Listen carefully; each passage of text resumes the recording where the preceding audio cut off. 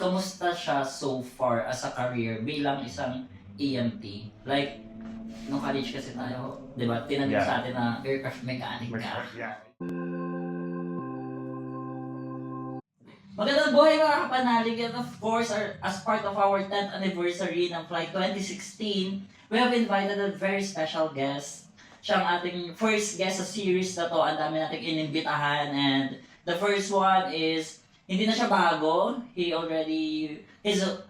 Ano ba yun? Nag-guest na siya before. Nag-guest na siya before when we were in Terminal 2 or Terminal 1. And now it's, looking back sa 10 years na nangyari sa career niya. So, we have here Aldrin Joshua.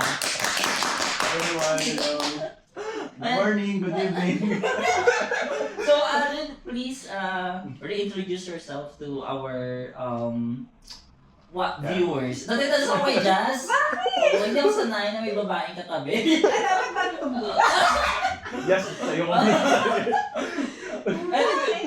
We also have Jazz pala. So, Jazz is air traffic controller rin siya. 2015 siya graduate Ng college. ng college. Tapos, baka tinataka kayo bakit namin siya kasama. Gusto ko eh. Podcast ko to. Podcast namin to. So, gusto namin may kasama. Epal. AJ, go na. Reintroduce yourself. Hi everyone, so I'm Aldrin from Cavite, and you've met me already before nung nag-vlog kami sa Terminal 2 about being an air traffic management officer, or also known as air traffic controller. Okay, and Jazz, introduce yourself to our audience. So, hello, good morning, good evening. I am Jasmine Diaz F. Nihal from Baguio City. I'm an air traffic management officer of Baguio Town. Ano pinakaiba ng ATMO sa air traffic controller? Same siya, ano lang, parang yun lang yung plantilla item position. Okay, parang yun yung legal Legal term. sa job. Ano din kasi, dalawa kasi yung sa training namin. Once you graduate, you either become yung air traffic controllers and air traffic communications officer. And then, pinag-isa nila yung item. Okay. So So, air traffic naging management officer na. Yeah. Wow, thank you for that. So, AJ, kamusta? Cheers, lasing na tayo. Kasi ano to, pick up coffee baka naman. Wait, This like, is Matcha from Pick Up Coffee. Pick up coffee baka naman. So, kamusta AJ? How are you? okay naman. Enjoy sa work. Yeah.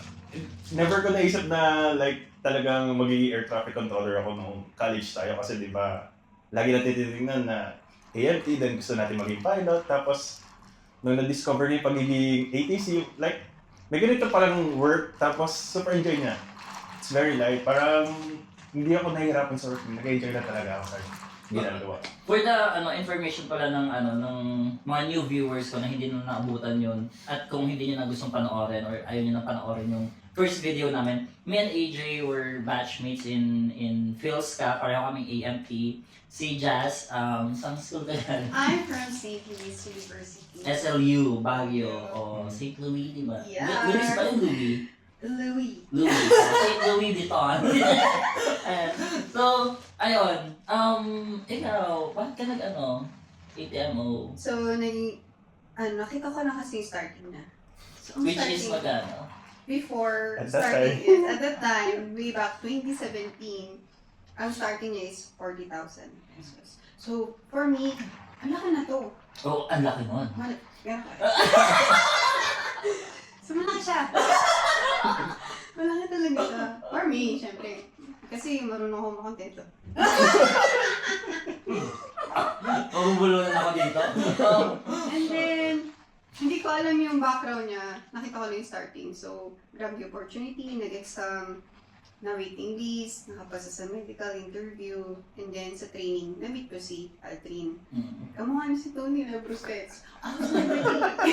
Kasi taga-bundok lang ako.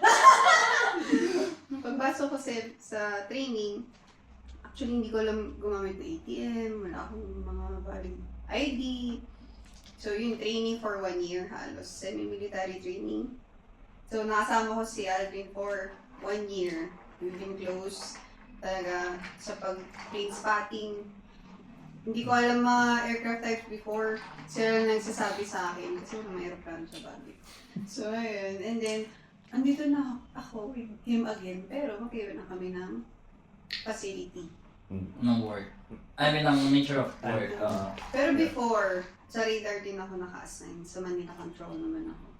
Tapos nagpa-transfer na ako sa Baguio Tower. Parang kailangan ilipat na yung mic. Sorry po! Ay, wait. Nasa spotlight. Pero ano to, saan ka na ngayon? Saan ka? Baguio, nasa Baguio Tower. Baguio Tower. Kala mo walang airport doon, bakit may tower doon? May airport Military naman. airport na. Or So military may- use. Yeah. Yeah. Ano naman, tower siya, pero mga nag-landing doon is mga military and dyan out. So, shoutout pala sa mga... So AJ, after graduation, hindi ka pa nag-ATM mo, di ba? Yeah, nag-ano muna ako. Yung work sa PAGS, ground equipment operator. So basically, nagdadrive ako ng heavy equipment around the airport. If makikita nyo yung mga conveyor belts, mga tag, high deck loader and lower deck loader, mga ganun. And then also yung lavatory truck and water truck. Yun, yung mga nagdadrive ako sa loob ng airport. For a year din. Working. After graduating, Yeah, after graduating. Kasi di ba, yun nga, nung college tayo, nung pag-graduate na tayo, si Kuya Brian Anlap, if you know. yeah. Villamor. Villamor, yeah. Villamor. Nag-ano siya sa akin na parang sinabihan niya ako na, uy, apply tayo nito. Tapos nung mag-apply kami, yung requirements pala, hindi na kaya kasi 2 weeks na na-close na yung application. So, yung requirements, hindi ko makukompleto. Yeah. So, in-skip ko na lang yung ATC na hindi ako nag-apply. Tapos nag-work na ako as ground equipment operator. And then after ng a year, nag-open ulit yung air traffic controller na test. So, doon ako nag-apply. Kaya, yun. And then, yun, nakapasa naman kahit na hindi ko in-expect. Tapos, yun, nagtuloy-tuloy na. Same kayo ng year pumasok sa Yeah, magkabatch kami ng ATM, training. di ba? Nag-start kami ng training 2017 and then graduate ng 2018. So after that, you've stayed with the same position, same work, Yeah, same work dito sa Manila. radar. Ever since? Ano lang, nagpalit lang ng airspace under the jurisdiction kasi dati Manila approach ako, ngayon nasa Kalibo approach na. So yun yung binabantayan mo Yeah. sa Kalibo. Kalibo. So, tanong ko sa inyo, yung pwede nyo lang i-share ha, huwag yung hindi nyo pwedeng i-share dito, baka maano tayo. Oo. Anong pinaka mahirap sa workload nyo? Parang wala Basic. Joke lang. Hindi naman. Ang mahirap sa work namin is, syempre, every decision counts. Pre-planning talaga kami. Kasi, in a second or sabi mo, Split second, split yeah. second, buhay ng tao kasi yung tao din namin. So, talaga yung decision namin is dapat mabilis and precise. Yung nasa Manila Control pa ako. Pero, same time, dito rin sa Baguio Tower. Ganun din kasi kitang-kita ko na yung mga aeroplano eh. So, sa radar kasi, nakita mo lang is bilog. yung mismong radar. Yeah. So, can you, identify kung ano yung radar tsaka yung tower para rin for the benefit of our viewers. So, sa talaga. Kaya mo or ako na? Yung ano lang, yung Sa tama simple, Yeah, simple yeah. lang na pwede nyo i-share ha. So basically, hindi naman basically, pero airport tower, alam niyo naman sa NAIA, di ba sa Terminal 2, yung malaking color blue na structure, Manila Tower.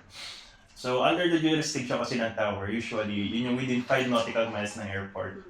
Sa mga landing, take-off, tsaka overflight. Tapos meron silang airspace na hinahawakan ng What's overfly? Sorry. yung like kunyari sa Manila, dadaan lang sa Manila airport, parang sa taas, pero hindi siya magdaland. Okay. Kunyari galing siyang north, Ng airspace.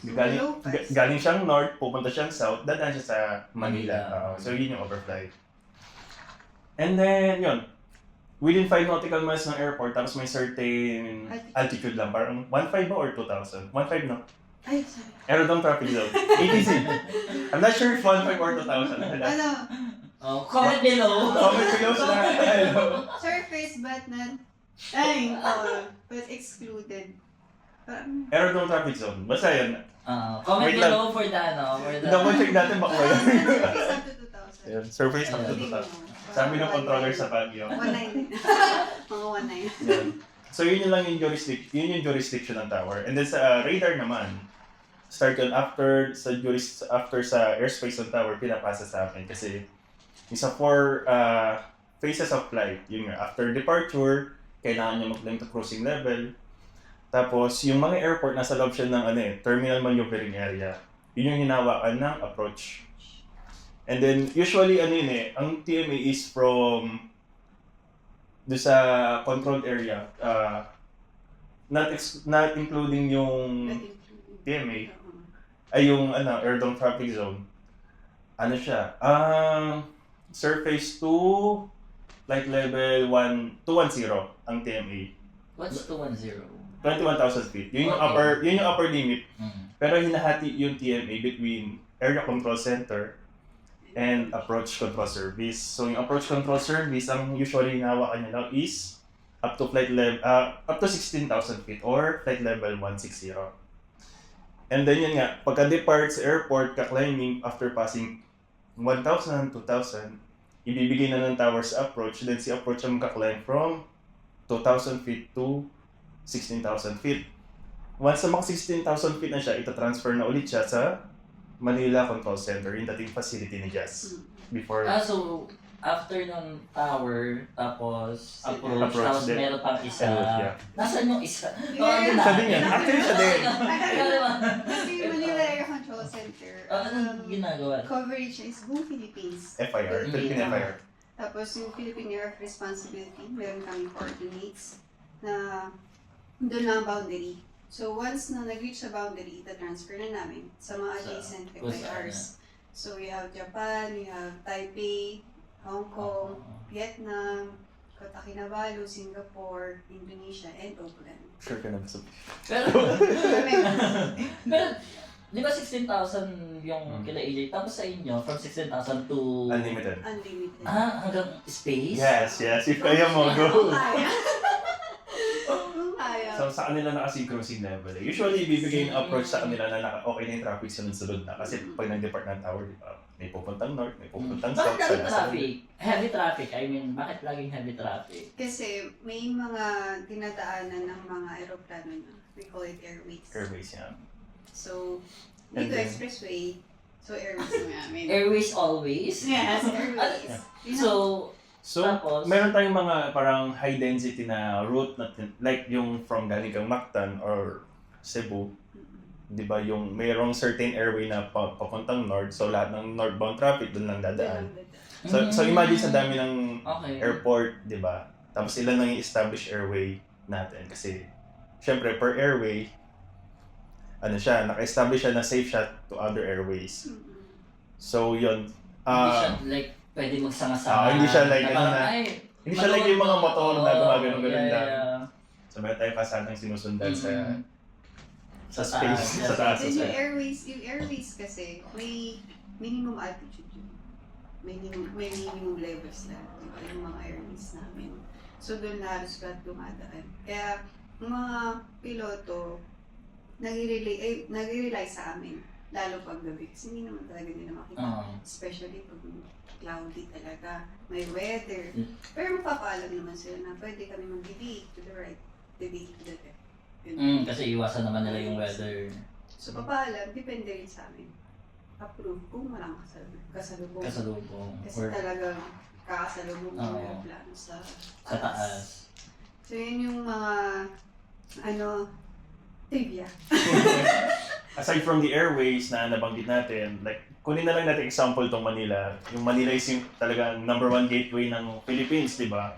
So, almost everything is naglaland sa Manila. So, imagine yung runway natin dyan for landing is runway 06 and 24. Tapos meron tayong spacing between arrivals. Dito sa Manila, it's 7, 7.5, or 8. And then if you translate that to time, usually yung mga 3 minutes spacing yan per landing.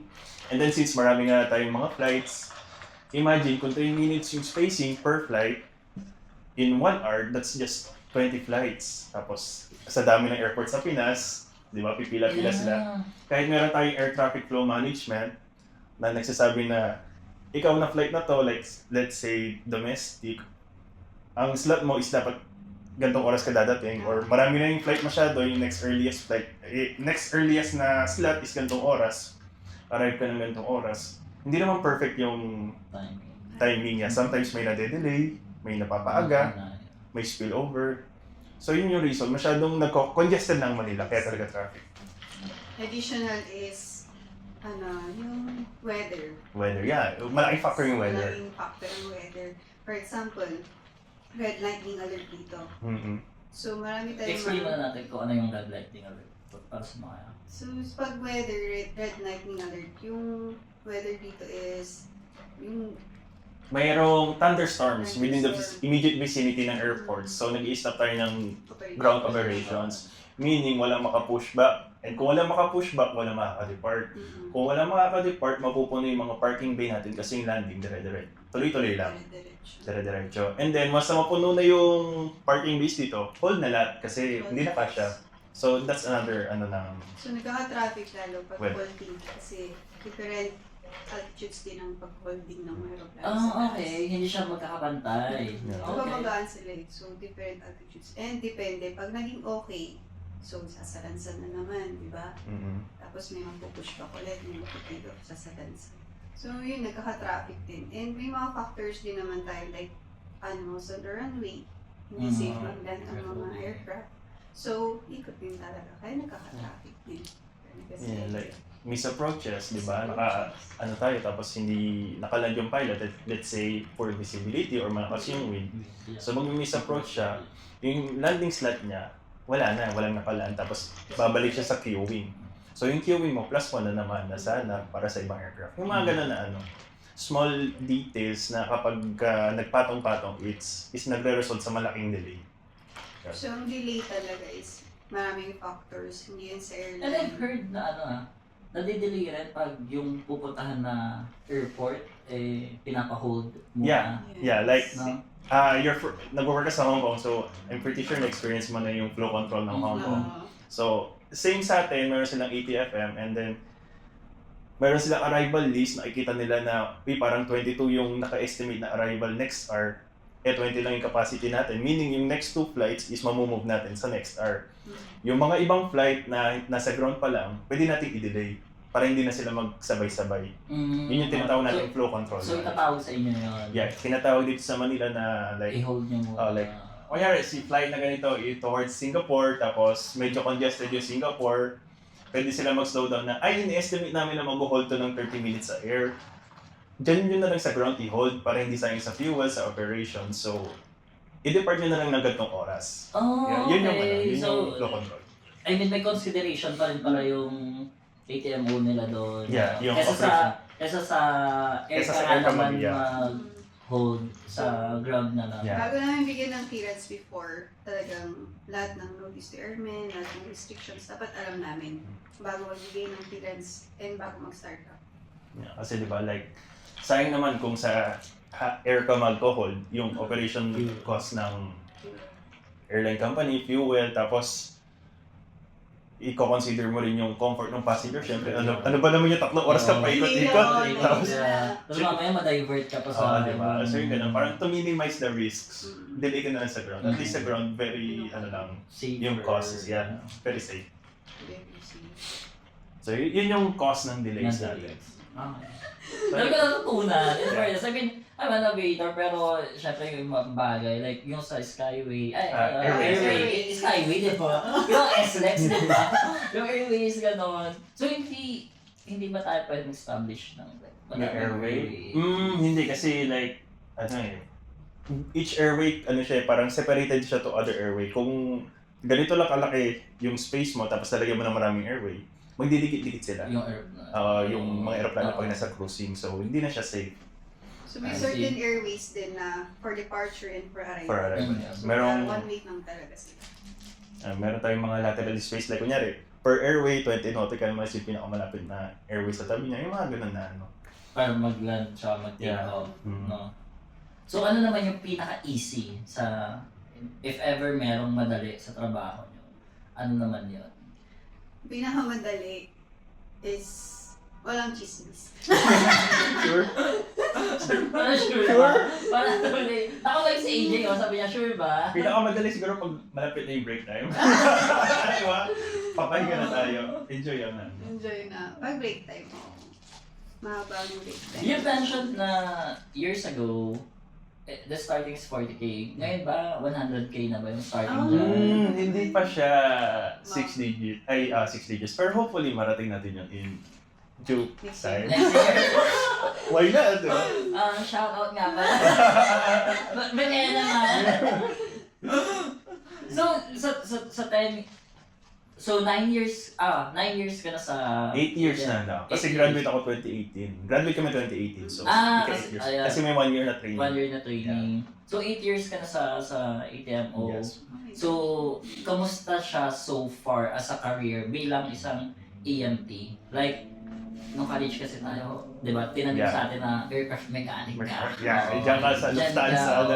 Lufthansa ka, sa PALEX ka, ganon. Pero, you've taken such a rare road for, at hindi lahat ha, nakakapasok. Kaya nag-exam ako dyan, hindi ako pumasa. Oo, nag-exam ako. Yun yung April 1 tayo. April 1 yan. April 2 ako nag-exam. Ay, Puro math, ate. Parang sabi ko, ano ba to? Hindi ko kaya. Ayoko na. Cannot be. Actually, after na exam, sabi ko, alam, hirap naman nun. Kasi 2 hours, tapos yung sishadean mo, rectangle. Nandala mo ang pang GTEC. GTEC ko. So, ang hirap. Hindi ko maalala yung exam sa'yo. Doon pa kami sa may... CTC sa may Burberry. Oo, sa may Fairview. Doon pa kami na exam. So, yan. Sila KMC yung masama ko. So, ayun. How was it? Being an EMT in ATMO? I mean, yeah, okay naman. May mga advantage, a lot of advantage ng training kasi syempre familiar ka na sa mga aircraft, sa mga theoretical na ano. So, okay siya ng training. Nadala ko yung pagiging AMT sa training. And pagdating naman sa work, ang masasabi ko, may passion kasi talaga ako sa aviation ever since nung college. Kaya parang, nadala ko yung passion ko, nag-enjoy talaga ako sa ginagawa ko sa work ko. Yun yung masasabi ko na, as an AMT, parang advantage for me. Yun, gusto ko yung ginagawa ko talaga. And alam niyo ba, sa batch namin, si Aldo yung top 2. Top 2 Oo. ka, di ba? I was never the The first. first. Parang iba naman yun. Parang kay Just na tayo tutulak ko sa ganun. Baka umiyak na si Just. I was never good enough.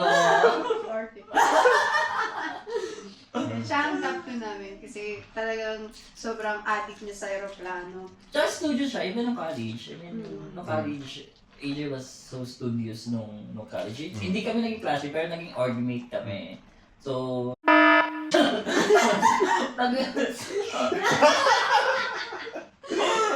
org-mate kami nung college. So, yun. So, tell us more about the job. Kasi career moves to eh, parang na-dead end na tayo dun eh. So, ano pang have you wish na nasa ibang field ka? Have you... Career-wise, parang kasi ang hirap isipin na sana nasa ibang field ako. If meron man, siguro pilot. Kasi dream na dream natin yun nung bata tayo. Correct. So, ever since. Pero when it comes yung parang security of tenure, yun naman usually yun, di ba? Yung kung komportable ka ba sa buhay.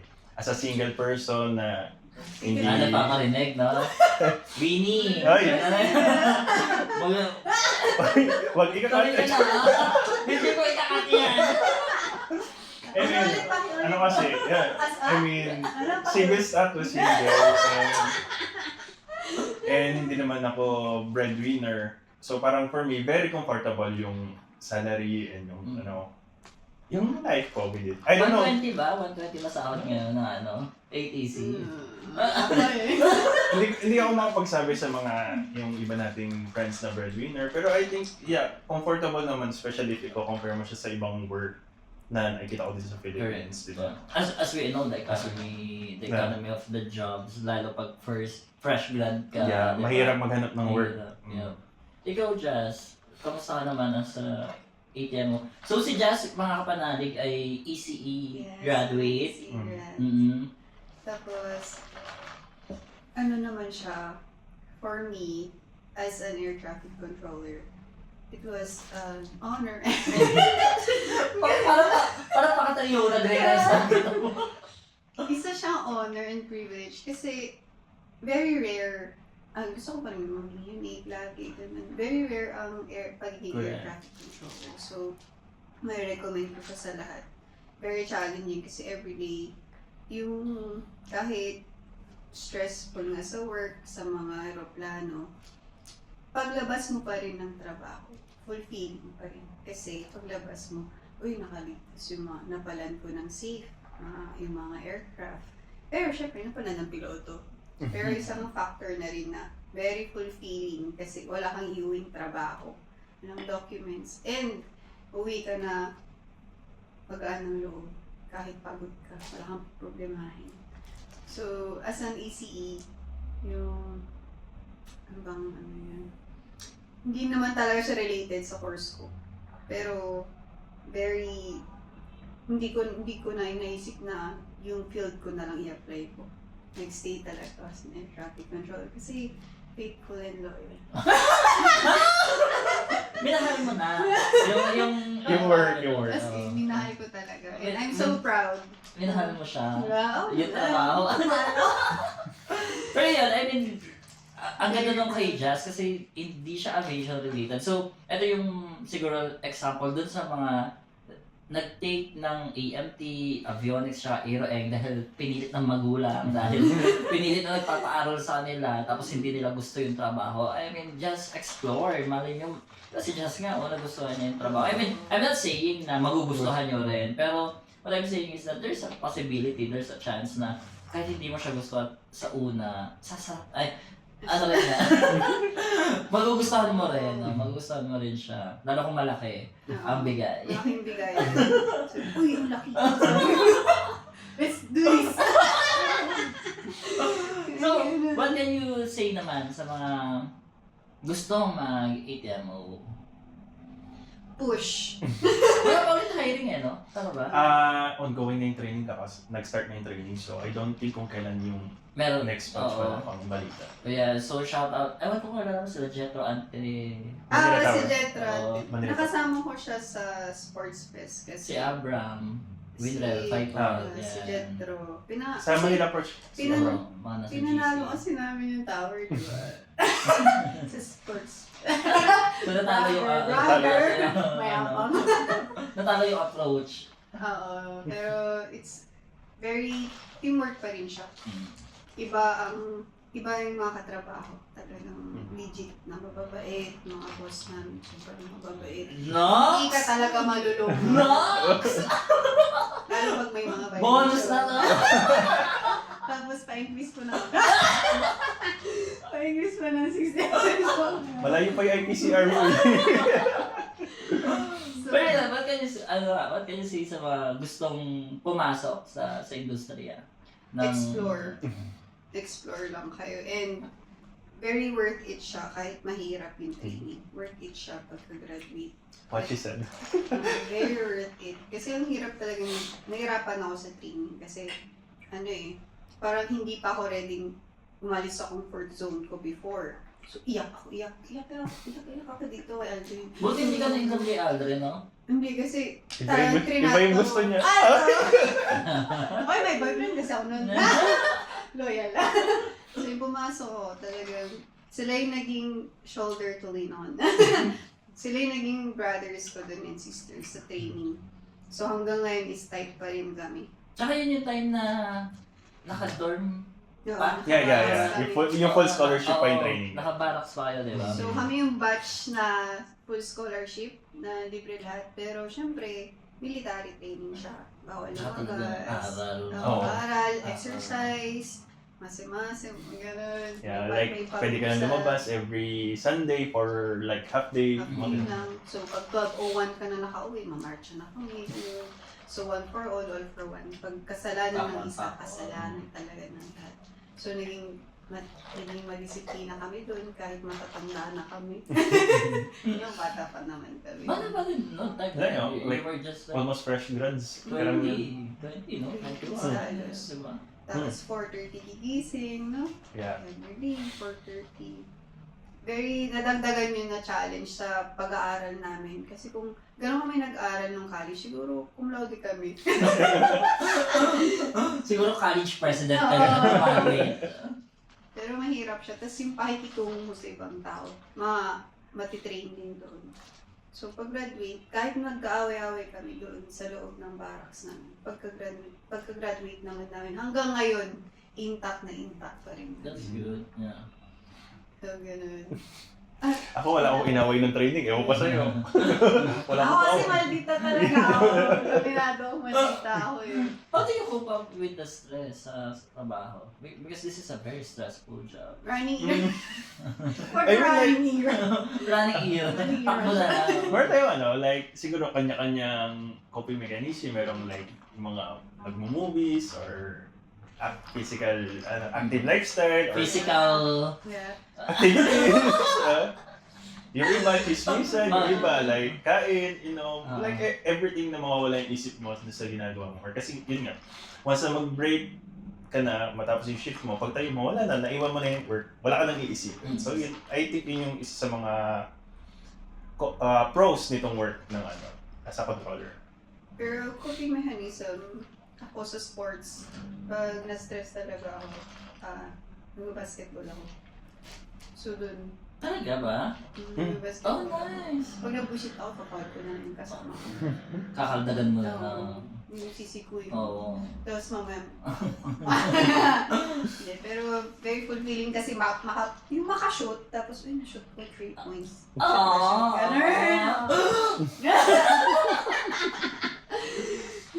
Sila running era sila, nagjo-jogging. Di ba sumasali kayo sa marathon? Sila lang yun, hindi ako. Ano lang ako, Takbong takbong cute. cute. Takbong pogi. Takbong pogi lang. Chill lang. Sikat ka ba, Jazz? Ano? Cut! No, cut. Ikaw, AJ, single ka. Yes, single. Guys, take note. Ako kasi low-key na, ayoko magsabi kalala kung anong say dun sa Ano pa mga gusto nyo i-share sa viewers natin with regards to the industry that you are on? I think yung work is very serious talaga. Kasi, ginaguide mo yung mga pilots. Buhay ng tao yung nakataya.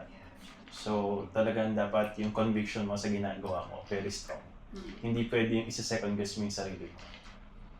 And, like, lahat naman tayo tao nagkakamali. Dapat, kaya mong itama kagad yung mali mo. Hindi yung mag-freeze ka, hindi yung parang matitigilan ka. Kasi, as I said, buhay ng tao yung nakataya. So, And the number 1 talaga na mission namin is to keep you all safe. Yun ang pinaka-word namin is safety. Safe na safe. Ginagamit pa ba yung blocks? Hindi na dito. Yes, sa mga province na tower. Pero dito kasi sa ATMC and sa Manila Tower, I'm not sure. Strips, Ano ba tawag doon? Flight strips and Flight strips ba yan? kami gumagamit kasi procedural kami. Kami radar.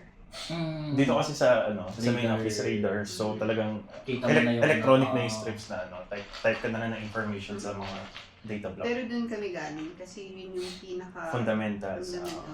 yung kung strips. mawalan ng whatever, halimbawa, Yung radar, down, mawala yung radar, ano, magano. Dapat kaya mo pa rin mag-control ng mag-control ng tower. So during our training, memorize talaga namin lahat ng airways. Kasi once na nawala yung radar, memorize namin kung Kasi, di ba may mga time na mini-maintenance siya, bila nagda-down, so Yeah, kailangan talaga. Sudden outage, mga ganun. Yeah. And yung growth niya, dire-diretso kasi lagi may training. Mm. So lagi Continuous may Okay. continuous. Ano na kayo? Supervisor na ba kayo? May ganun ba? Meron naman, pero wala pa sa batch namin. Meron sa ibang department kasi kulang silang tao dito sa communications. Yeah. May mga nagsusupervisor naman na nakabatch namin. Pero kami, sa pa lang Senior, controller. See, yung may mga training officer na, pero yung supervisor level wala. Wala pa. And medyo malaki yung responsibility ng supervisor. Dapat titinin lahat ng tao. And na-observe ko lang sa mga supervisors namin, yung welfare namin is concern sila. Kasi syempre pag hindi kayo goods, di ba? Paano nyo kontrolin yung... If you're not in the right mind or right diba? You okay? Ganun. Okay ka lang ba dyan? Gutom ka? Kumain ka na ba? Kasi namin gusto mo mag-pass break. Siya papalit sa'yo. Which is That's very nice, Ganda yung environment namin talaga as air traffic control. Kasi magbabait mga boss namin. Class. Mga 60. Long term. Promotion. Speaking of promotion, long term, ang yeah. goal nyo sa I think because this is a parang ako kasi AFT nga ako we're supposed social norms maging aircraft mechanic pero ako naging planning ako So since graduation hanggang ngayon, nasa planning ako. So parang eto na yung bread and butter ko. Parang pag inalis mo ako dito, parang akong isda na nawala sa tubig, diba? So kayo, I suppose ganun rin na hindi na mag-change career. Yeah. So ano yung long-term goal nyo or plan nyo? Long-term plan, yung maging controller pa rin hanggang sa Mag-retire. hanggang mag-retire. Hanggang mag-retire. Mag-retire. If I were to just parang mas pipiliin ko na yung work ko ngayon as a controller kaysa yung mapopromote ka na mapopromote na hanggang marating mo yung admin level management. Then, parang mas enjoy na sa operations ka na sa line. I don't know, iba yung fulfilling yung Yung trabaho. Ganun din sa akin. Parang okay na hanggang controller lang din, senior controller or supervisor.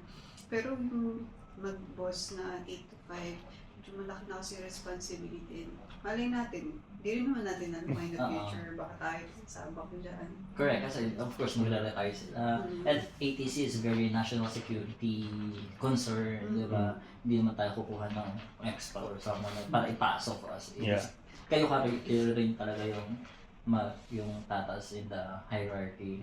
And speaking of doon sa pagiging dito sa level na natin na meron tayo, nung bata ako, siguro syempre idealistic tayo nung bata tayo, di ba? Gusto natin mag-supervisor, gusto natin mag-manager, Gusto natin maging boss. gusto natin maging boss. Pero ngayon na parang nandito ako, parang ay, ayoko na pala. Kasi pag nandun ka, parang yun nga, bukod sa responsibility, wala kang nakikita mo kasi yung mga boss mo na parang parang nasa bakasyon sila pero on-call sila, parang hindi sila natutulog kasi they need to make sure that the operations talagang nag-ooperate talaga ng 100%, di ba? Yeah. Hindi tulad natin na pala ko out na kami, tulog na kami ha, Yeah, di ba? Parang sabi ko parang hindi ko kaya i-trade off yung me time or family time para sa pangarap. I mean, para sa ambition. Kasi, fulfilled na tayo sa careers natin. Fulfilled na ako. I'm sure fulfilled na kayo na happy na kayo sa careers nyo, di ba? Parang, sometimes, yung pagiging kontento, yun yung key, di ba? Yeah. Parang, pag kontento ka, okay na ako, masaya na ako dito, may peace of mind, matutulog ako 8 hours, okay, di ba? Yeah. Yun yung definition natin ng success. Yung comfortable tayo sa kung nasan tayo. Yeah. Yun. Tapos yung lagi tayong kontento, meron tayo. Kontento ba siya sa Siguro. Oo naman. And maging grateful kung ano Yeah. talaga yung nare-receive natin. Always be grateful. Parang stop natin na mag-complain kasi hindi talaga siya healthy. So for me, ito lang ako. At least meron ako nito. Be grateful, positivity. So yun lang. Ayan, maraming salamat. May gusto pa ba kayo sabihin, batiin, i-shout out? So,